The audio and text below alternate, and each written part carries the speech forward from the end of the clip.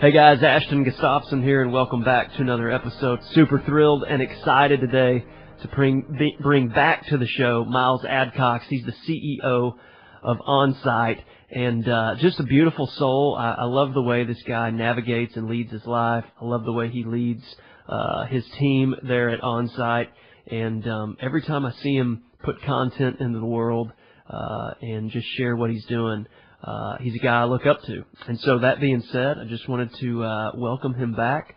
Miles, welcome back to the show. I'm glad to be here, Ashton. It's good to talk to you again. Thanks for having me back. You bet, man. Life's been busy. You got married, and we got a new baby here, Maverick. Tell me about what's been going on. Man, what a year. I tell you, just hearing when you say his name, I almost get emotional. Yeah. I'm still an older first-time new dad, and all the excitement, exhaustion, emotion that comes with it. It's just it's a beautiful thing. It's something that I've dreamed about and worked hard to get here, and here we are. And it's 7 weeks in. I think this week it'll be seven weeks, and unbelievable. What's been the most unexpected, beautiful thing that's crossed your path in this new journey? My capacity for intimate, deep connection. People a lot of times, because I run around and talk about connection and intimacy and relationships, assume that I'm just this deep well and I'm really good at it. And the truth is there are moments that I would say that fits. And then there's a lot of other moments where I struggle with it just like everybody else and question my ability to sit in the presence of this love and intimacy and connection. And there has been nothing that has turned that theory upside down than looking into the eyes of my newborn baby son. Wow. So it gives me chills. It quiets my mind. It puts my feet on the ground. There's really been nothing quite like it. I do think a lot of the hard work that I did in my personal journey has gotten me to a place. But I also think some of it's just our innate, God-given ability to do things that surprise us when we're awake to notice them. And that's certainly been one that I've been proud of. Yeah. So you've definitely come to know and understand presence in a whole new way. Yeah, that's putting it. We start out the mornings together, and I'm so grateful that I've had the flexibility and the opportunity to do that. And I'll tell you, I've learned a lot, because I was asking questions like, okay, well, how much time do dads take? What does paternity leave look like? And we got our traditional policy here at my company, and I can tell you it's going to get changed, because I took a month, and I did pretty good the first 2.5 weeks, and then I kind of slipped back into a few work things. But I really did get the most value out of taking 4 solid weeks, and I could have taken 6, to be honest. Wow. I think dads in our country don't get enough time, and I think that original time is so important. And there's no way I could have known it without living it, but getting to start out every day with him, so mom really does the lion's share of the work throughout the evening and night, and then I take him and let her sleep for about 3 hours, and he just lays on my chest in my robe like a little kangaroo in my pouch. We just hang out, and he sleeps, and it's awesome. Wow.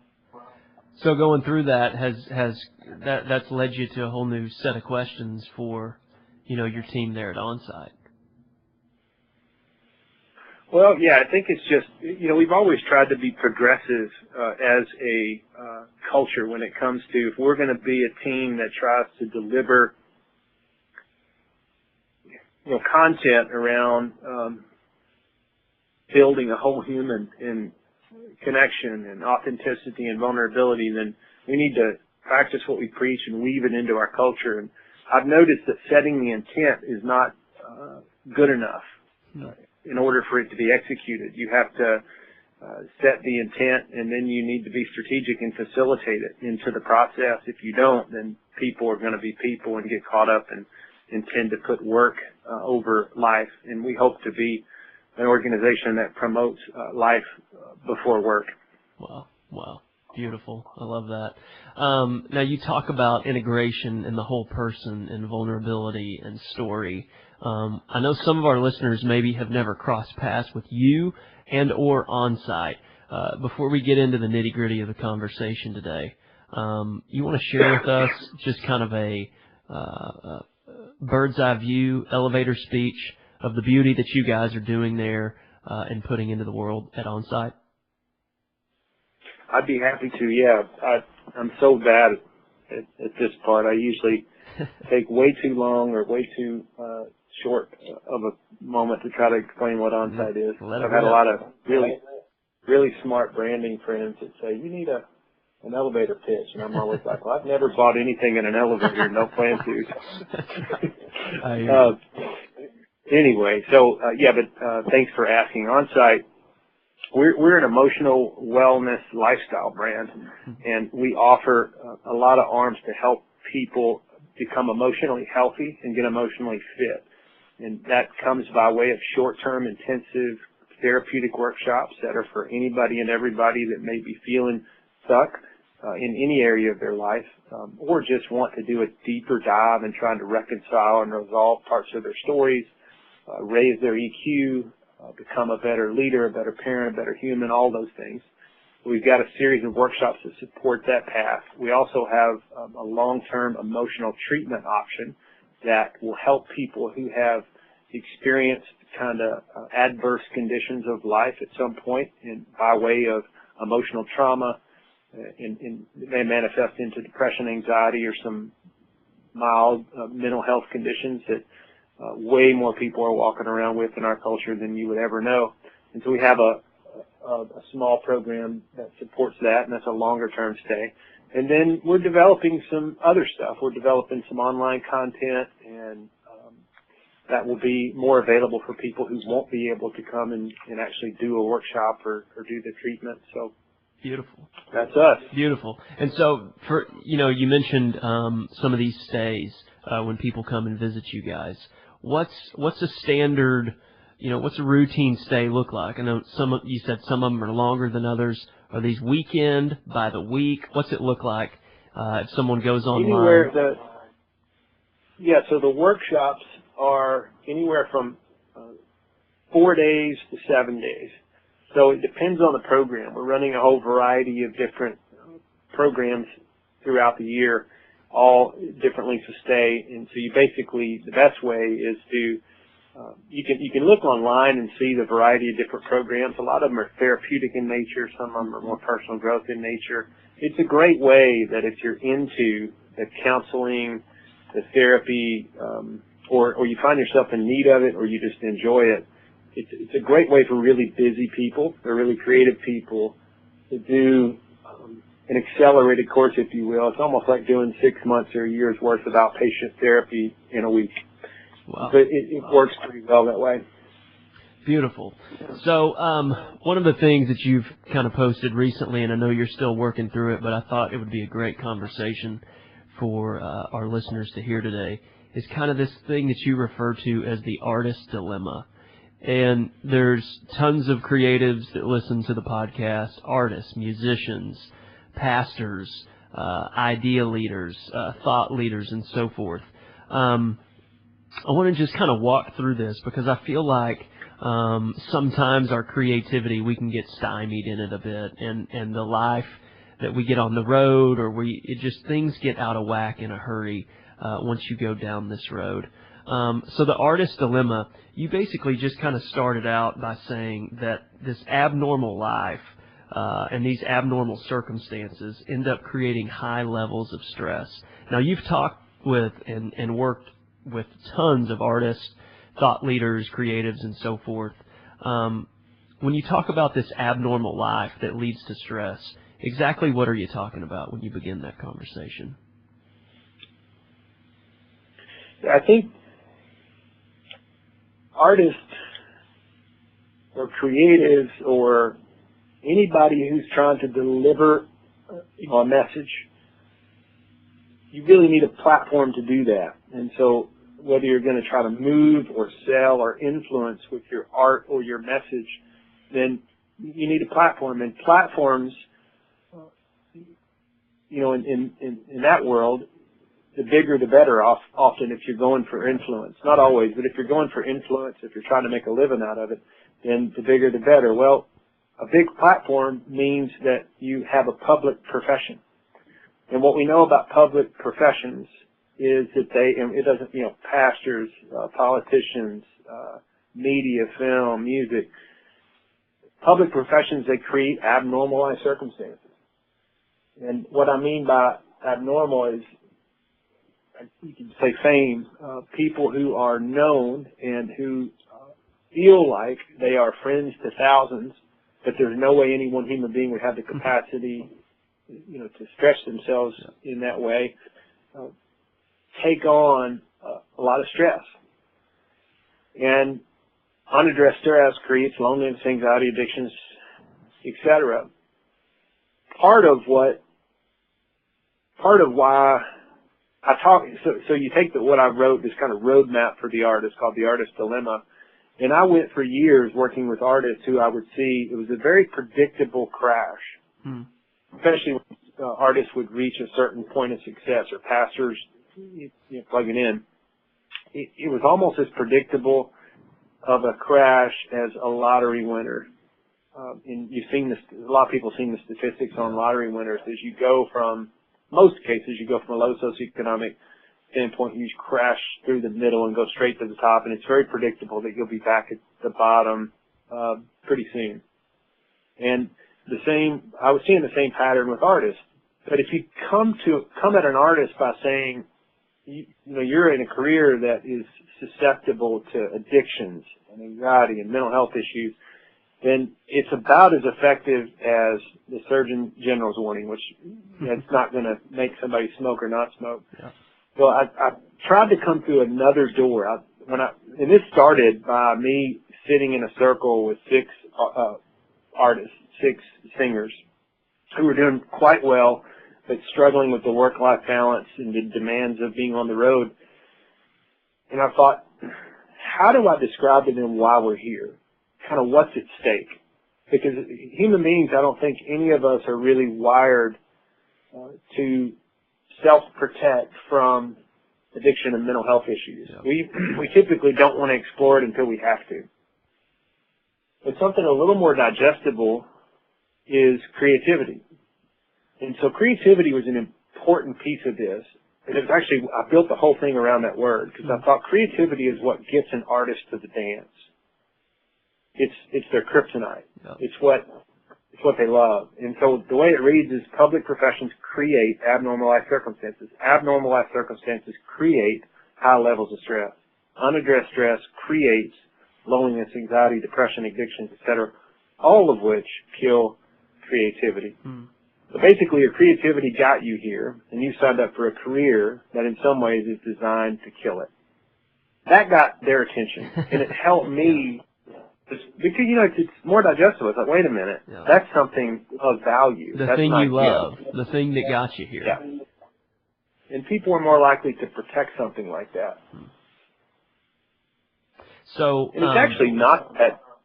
Go ahead. Well, yeah. So where I was going to kind of riff on that is, at some point, when you try to start scaling these things, you eventually lose yourself. And what you're trying to argue and bring into the mix is that you can scale impact, or however you want to phrase that, without requiring you to lose yourself. There are practices, there are I don't know if it's roadmaps, but there are definitely things that you can mark along the way that can create self-awareness to where in the end you don't lose that impact, that creativity that you're wanting to bring to the world. You actually can retain yourself, your energies, your health, and so forth, and put it back into the world.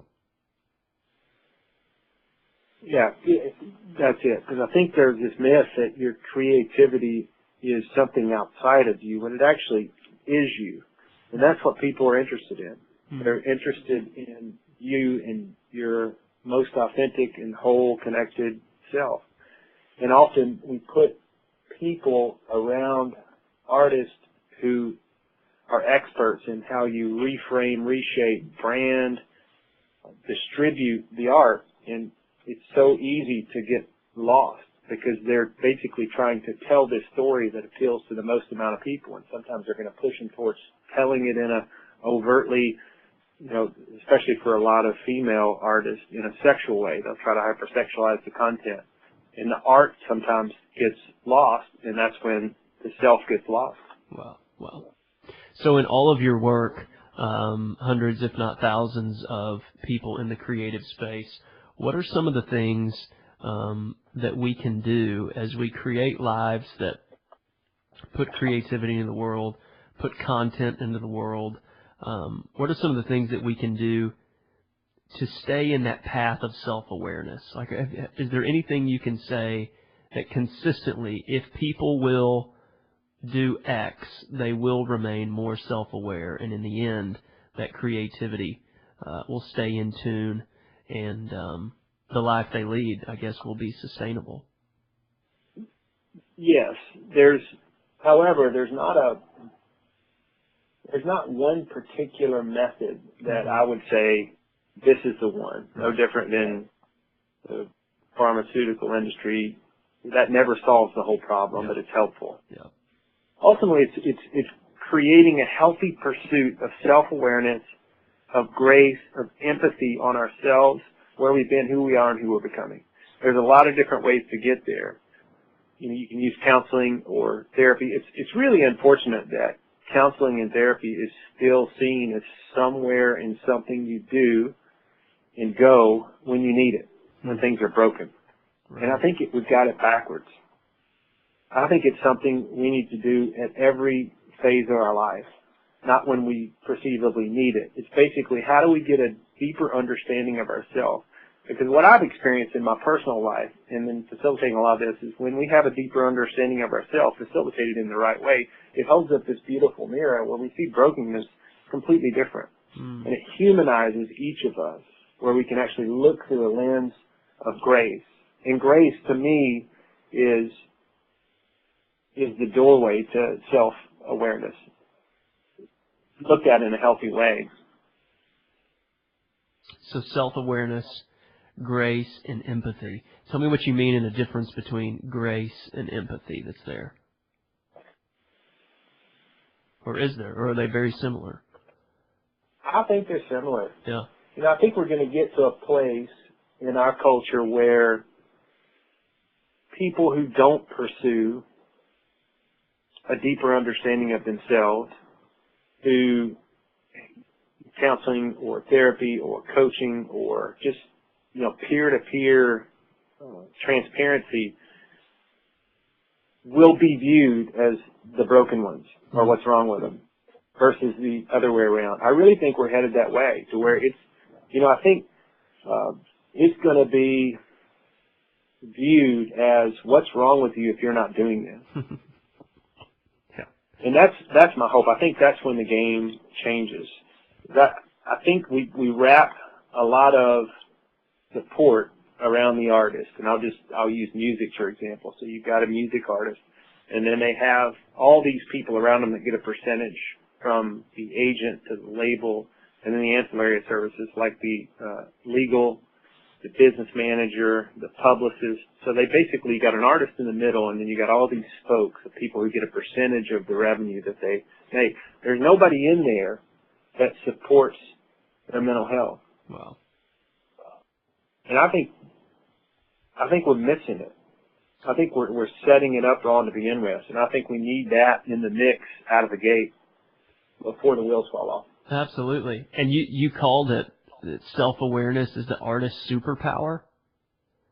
Walk with me on that. Like what you've seen, what is a shift that you've seen in artists that have woken up from the slumber, that have integrated, that have walked through those doorways of grace and empathy?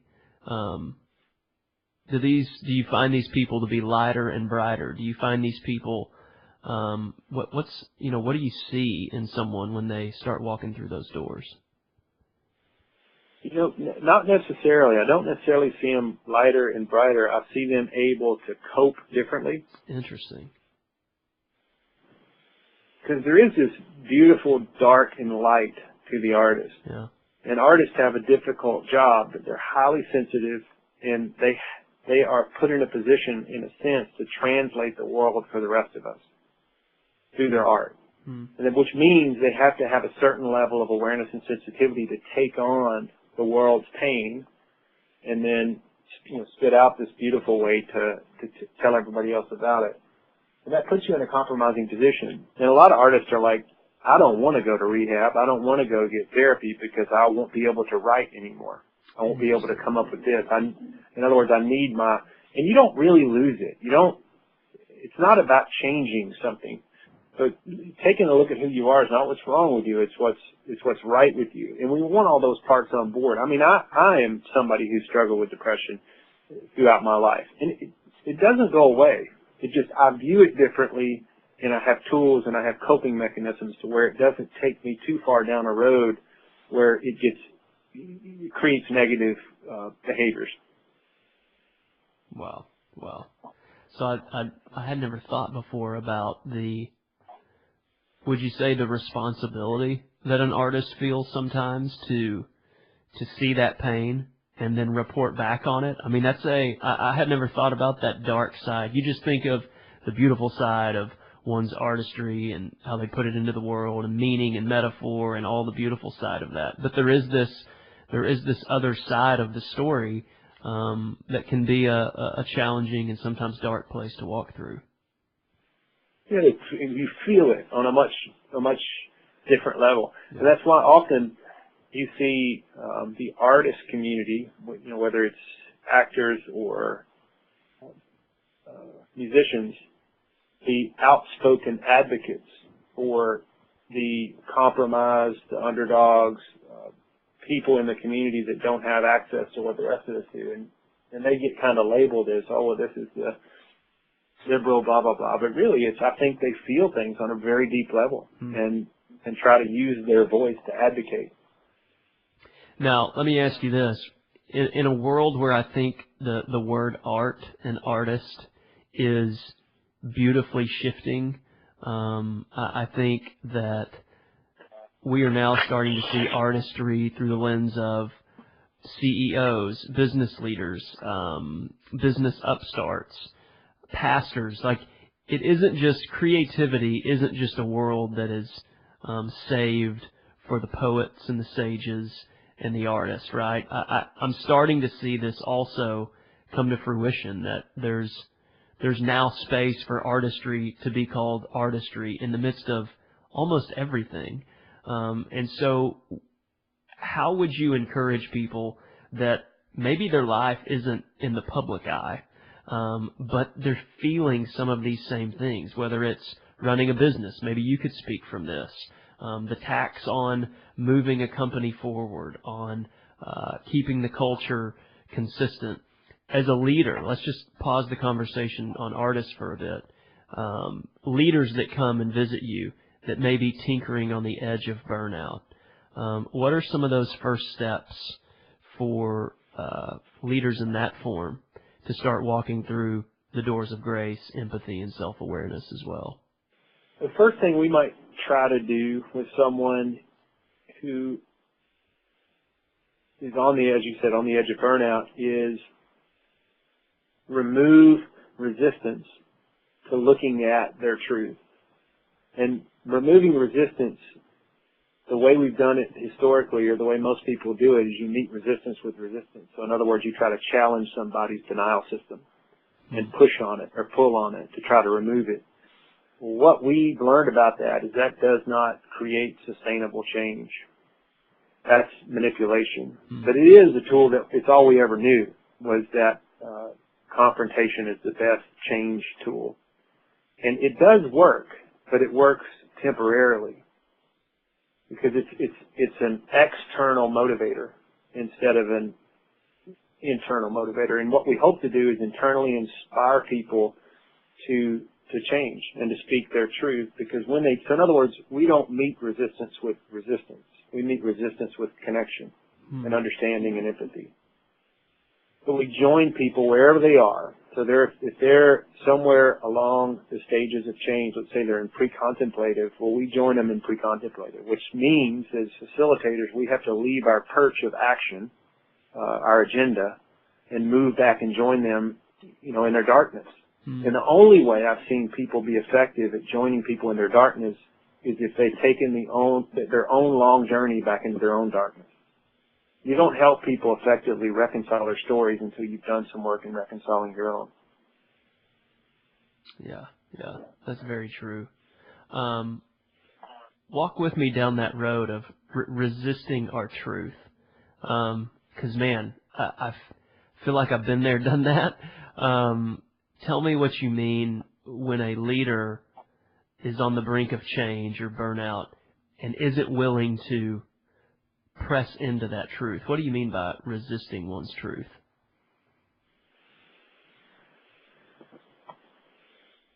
If you were to, we'll go with me. So you were to take my leadership team or any of the staff and do a 360 without me there. Ask them, you'll never know what you're going to say, but I want to know what you see. Chances are they're going to see and point out things about some blind spots that I have as a leader and some shortcomings that they may not fully be transparent if I were the one asking the question. So if you really want to know how safe of a culture you've created, walk into your team and say, tell me the truth about what you're seeing. What am I missing? Yeah. And see if they have the courage to tell you. But I think most leaders don't have those kind of people around them where they will, the capacity that we take on when you're leading small, medium, or big companies, you don't often have time to explore all the shadows. Yeah. So without exploration of the shadows, then the darkness will definitely catch up with you. And you'll end up creating this denial system. So really it's, okay, so how do we turn resistance into acceptance? It's reframe what feels like a threat is actually an opportunity. Hmm. And when leaders make that shift and they become soft and empathetic on where they may be dropping the ball, then suddenly the walls go down and they become really open and curious about, that is not only interesting, but it's also interesting. I don't have to change my core in order to change certain things to improve as a human being and as a leader. So I guess what you're saying is when integration happens in that sense and we are, aware of the paradox of the light and the shadows, that eventually your narrative begins to change a little bit from comparison, critique, into more of integration, connection. Like I think what you're really getting to for both the artist and the leader, however we want to come at this, is new eyes to see, a way that doesn't look for a battle but looks for ways to heal both themselves and the world at large and the business and whatever else they've been entrusted. Is that what you're kind of new eyes? Is that the direction you're taking us? Yeah, I think so. And really it's how you perceive feedback. So if I get as excited now about somebody on my team pointing out where I may have avoided a conversation because they know I'm conflict avoidant, and they know that I can be conflict avoidant. Mm-hmm. Wow. And that doesn't define me as a leader because there's no way I couldn't lean into conflict and run an organization our size. I have to do it every day. But my natural disposition is known within my leadership team. Therefore, it becomes an opportunity not to be held accountable and to look through the lens of, oh my gosh, the shame lens. It's what a gift that the people around me can point out in a loving way and give me some encouragement about how I need to step into something a little different. I think that begins to shift the paradigm or creates the new eyes that you described. Well, and the sense of security and safety that the people you've been entrusted also feel when when you've reached that point of vulnerability and saying, hey, I'm not showing up here saying I got it figured out. I'm willing for you guys to help me with my blind spots. That's a big place for a leader to lead from. Well, and then even when it doesn't feel good. So let's say somebody is seeing or sensing something that doesn't fit, and therefore if my resistance comes up and I get frustrated or angry or resistant, that I can pause in that moment, that I don't have to jump into, it's a great point, or defend it, but that I can just pause and be curious enough and have done enough of my own shame work that it doesn't pose a threat, even if it doesn't fit. Yeah. There's still an opportunity because somebody's pointing something out because they care enough about you to try to support you. I always thought early on in trying to build trust from the inside out with the organization or culture that if they see my blind spots or know my weaknesses, then in their mind they're going to start to begin to feel like I can't lead them. And it actually turned out to be just the opposite. Wow. And I've seen that over and over and over again, that leaders who are scared of vulnerability, authenticity, and hard truth begin to break down trust faster than anybody else. Wow. And they can carry it for a while on personality and intellect and make good decisions, but ultimately it starts to break the team around them down. So I guess when that moment hits, and whether it's challenge, conflict, whatever it may be, and you have this potential to resist, when you pause, when you take that moment and you enter into it, would you say that is when you, personality, soul, however you want to phrase that, that's the transformational process? Like instead of meeting that resistance with fight or battle mentalities, when you pause long enough to go, okay, I'm going to enter into this and see what can happen for us and how we can heal here or move together wholly, would you say that that's the magical point of transformation for the artist, the leader, you name it? Like it seems to me like you either fight or you enter into, where's this going to take me and how can I be transformed? I think I do think it's the magic moment, but I think it's the starting point. And because awareness alone doesn't always create change. It just creates opportunity for me to do something about it. And that's one of the reasons why we kind of try to unconsciously stay away from awareness, because the less we know, the less we have to change. Oh, that's a good word. Unfortunately, that's a good word. Well, it's true. That's very true. Yeah, then you don't have to be accountable to doing anything different. It happened to me 2 days ago. So I like things together and I like things clean, in my environment, but I also have a tendency when I'm tired or not paying attention just to leave things everywhere. And I didn't realize to the extent to which I do that, and to the extent to which my wife often comes around behind me and picks it up.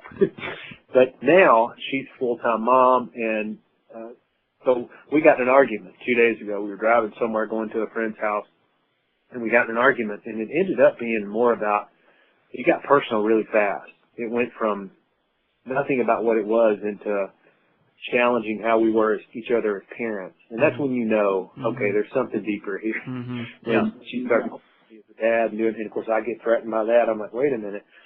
Well, once we got on the other side of the argument, we realized that it was something as simple as I had gotten a couple of gifts in boxes, and I opened them up and left them all over the living room. And she wanted, that's a sign to her that I care if I will pick some things up.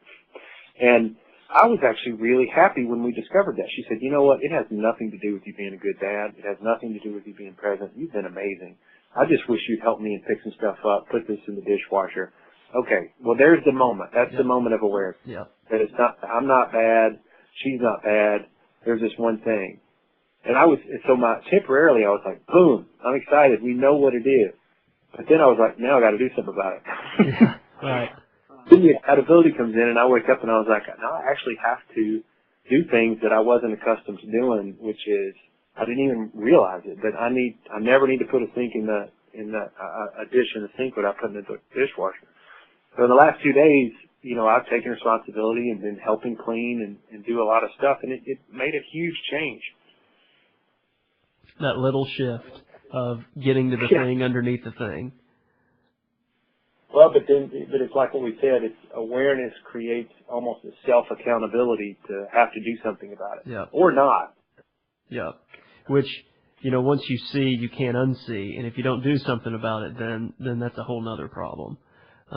Right. But for you to take that responsibility was a shifter. Wow. Well, man.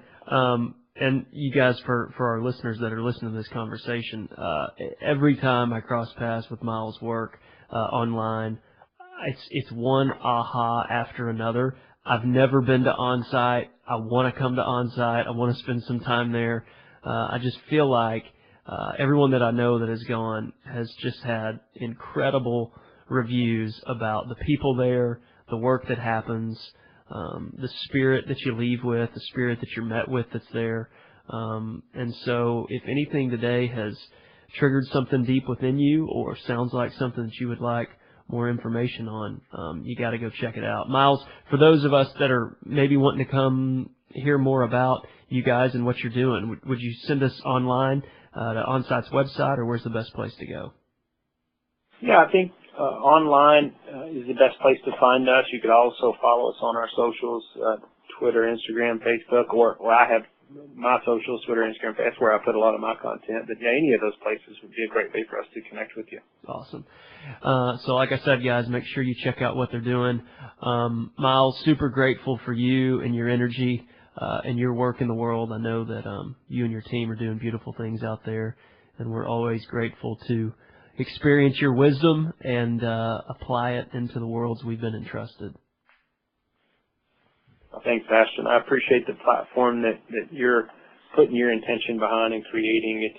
It always is of value to me, too. When we talk, we always have deep conversations, and we don't always arrive at a solution, which I like. There's not many people I have the flexibility to do that with that don't want an answer, but that are okay kind of swimming in a problem, and you do that really well. Oh, well, thank you. Well, hey, man, let's just keep doing it. Let's keep swimming in those questions. In the end, I think they are our answers, right? Yeah. All right, my friend. Well, we'll talk soon. All the best to you guys. All right. Take care. Thanks, Ashton. Hey, before we go, would you guys please go to iTunes? We'd love for you to leave us a review. Our goal here at Good, True, and Beautiful is to get these conversations in as many hands as we can as possible. And by you leaving a review, you will be doing your little part in helping get the word out about what we're doing here at Good, True, and Beautiful. Until next time.